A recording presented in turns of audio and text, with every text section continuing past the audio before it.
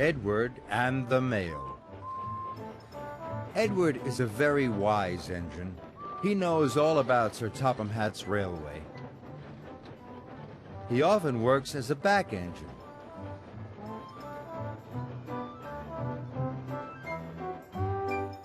The other engines know they can always ask Edward for help.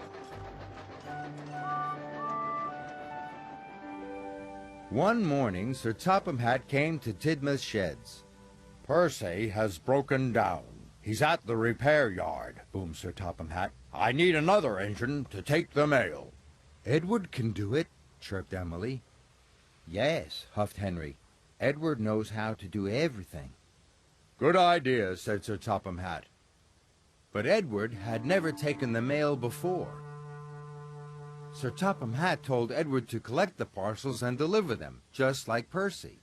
Edward wanted to ask how Percy would deliver the mail, but he didn't want to look silly. "I don't want Sir Topham Hatt to think I can't deliver the mail," puffed Edward. "I'll have to work out how to do it by myself." When Edward arrived at the mail depot, the station master was waiting for him. "You have lots of parcels to deliver today," said the station master. "Some for Farmer McColl, some for the children's party at Maithwaite, and some more for the school." Edward didn't know which of the parcels to deliver first.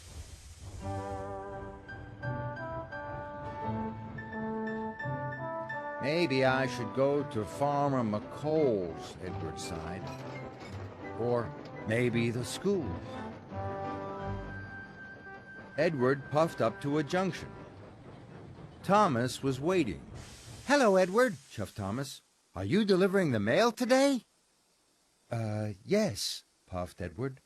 "You'll be good at that," tooted Thomas. "You know how to do everything." Edward really wanted to ask Thomas which parcels he should deliver first, but Edward didn't want to look silly. The signal changed. Edward watched Thomas puff away. He was worried. "Everyone thinks I know how to do everything," Edward moaned. "I hope I get it right." Edward decided to take the parcels to the children's party first.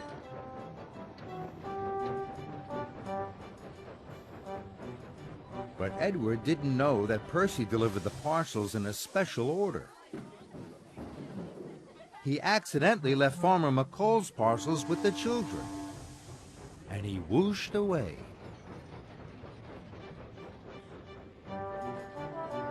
Edward puffed across the countryside.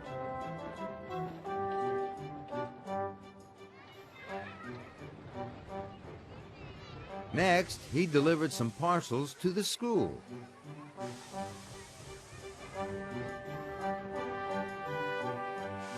And finally, he delivered the rest of the parcels to Farmer McColl.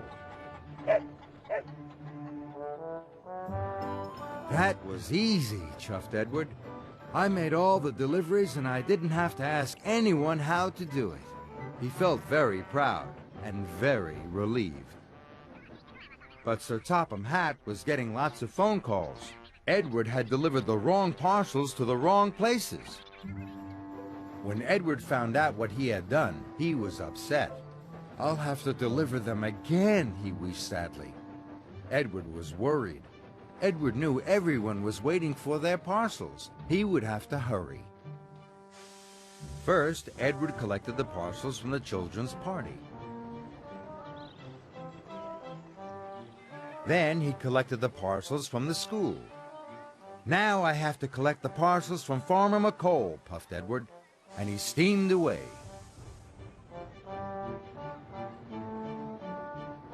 Edward was unhappy. "I must not be late with these deliveries," he chuffed. Edward didn't want to let Sir Topham Hatt down. "I must hurry," he wished. Edward raced on. "Mustn't be late, mustn't be late." But then, Edward had to stop at a junction. He didn't know which was the fastest track to take to the farm. Edward was in such a rush, he didn't ask the signalman. Stop! Shouted the signalman. That track is closed! But it was too late.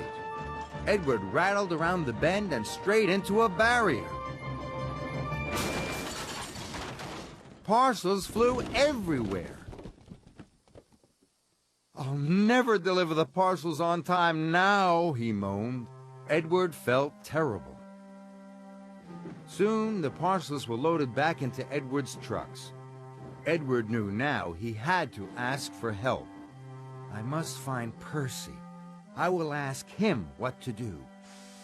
So Edward steamed off to the repair yard.